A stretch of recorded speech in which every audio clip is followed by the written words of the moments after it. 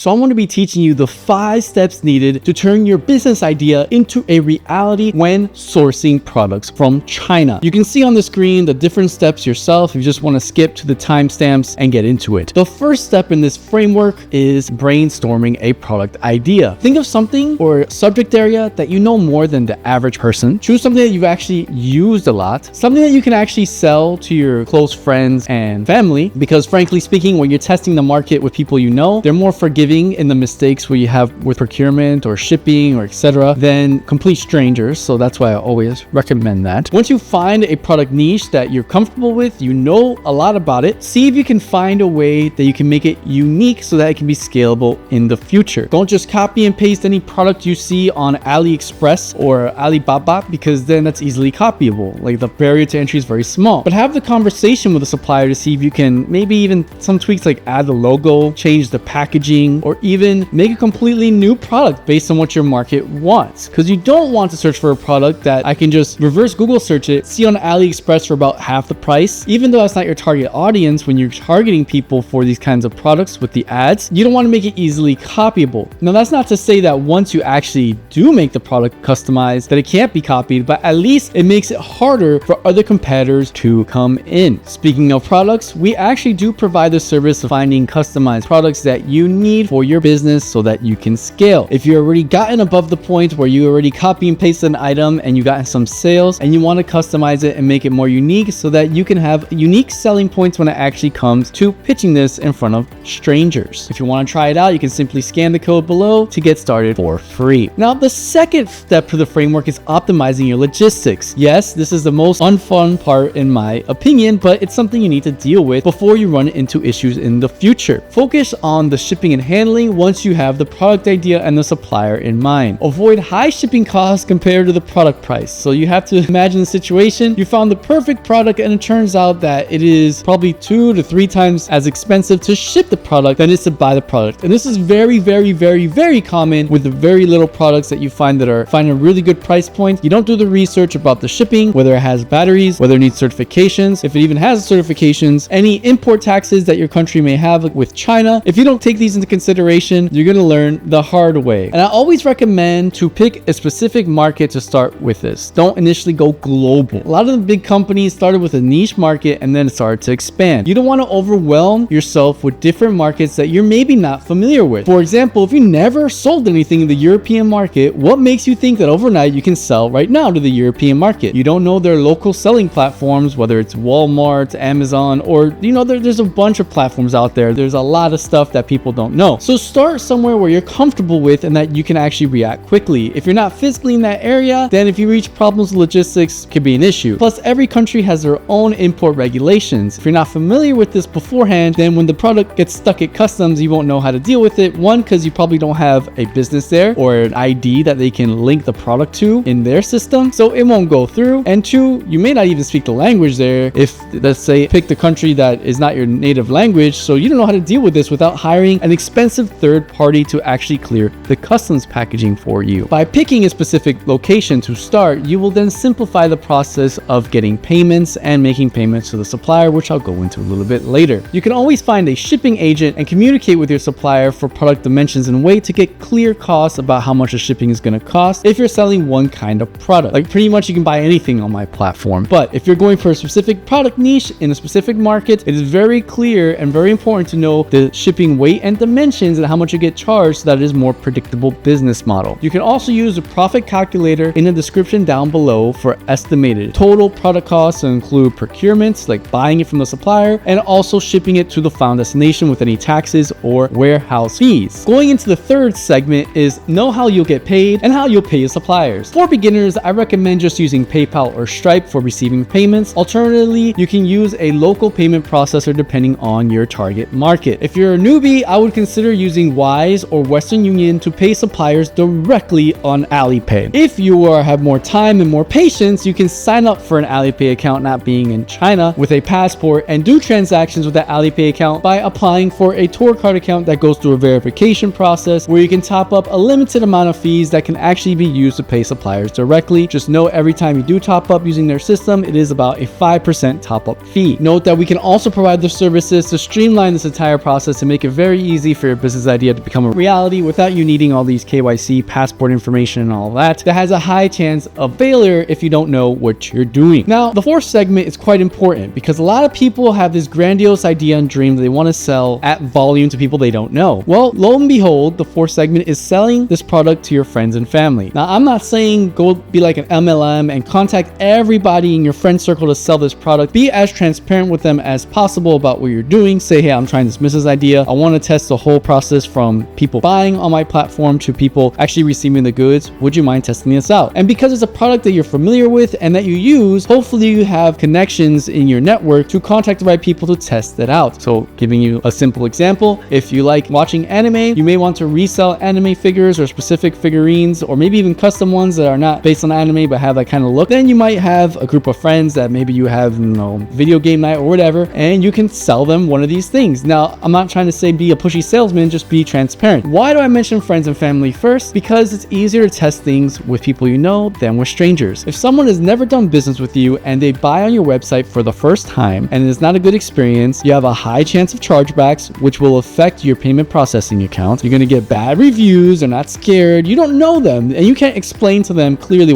maybe you can through email or however method you just communicate with your customers, but it's not going to be as flexible as it is when you're doing friends and family. At this point, I recommend you find 5 sales for your inside network to test this process in, and you don't need a front-end store. You just set up a PayPal or Stripe account, you send them an invoice or say, hey, PayPal me this amount. After you've done the calculations in the profit calculator, and then you go ahead. It's very important to learn the process from order placement to receiving the package so that you can get your feet wet on what the customer should expect during the whole process instead of you doing this for the first time. Then for the 5th step to get your business idea to reality is to scale your business. Use the profits from the initial sales to build a simple website with Shopify, WooCommerce, Wix, whatever. There's plenty of options, not limited. You can experiment with different promotion strategies, like if you want to do organic traffic, you want to post on TikTok your product, or if you want to do promotions on YouTube, Facebook groups, and other social media investments. Just make sure that whatever you put in, you clearly mark down and annotate how much you're getting out. So if you're spending $100, how many sales are you getting from that $100? Of course, you got to tweak the marketing campaign if it doesn't work accordingly, but that's something to at least think about once you start to scale. But I would first build a front-end website that has a place where all customers can go to after you have tested the logistics process with your friends and family. This way you can get feedback from a wider audience, which includes your friends and family, and you can tweak accordingly. Now, a 6th bonus tip for this framework is to consider products that aren't a one-time buy. It is very hard to get brand new customers that only buy one time and then they leave, because then you're going to need to spend a lot of marketing, or you have to have a huge organic reach, which you may have, and that can be quite difficult to get. So think about products that require a subscription model or that are expendable and they need more of. Just to give you a simple example, if someone is selling incense, you kind of need to burn the incense, right? So you can resell the incense to the customer at a monthly or a bi-monthly basis so they keep on coming back for more if they're satisfied with the product. But one-time purchases tend to be harder to scale in the future. Another tip is that you can also offer different payment methods based on local preferences. Like with Stripe or PayPal, they usually accept American Express, Visa, MasterCard, but there may be a payment method that only works locally in your country that you can start to explore to get a larger customer base for that payment method. And then of course, keep your customers updated and encourage repeat orders through email marketing, email campaigns that you can do so that they come back for more instead of just buy once and go, especially if it's not a high ticket product. If you found this video helpful, please give it a thumbs up and share it with a friend that may want to start their business but they're stuck in the idea generation phase. For more details on setting up WeChat Pay and Alipay tour card, check out these videos right here.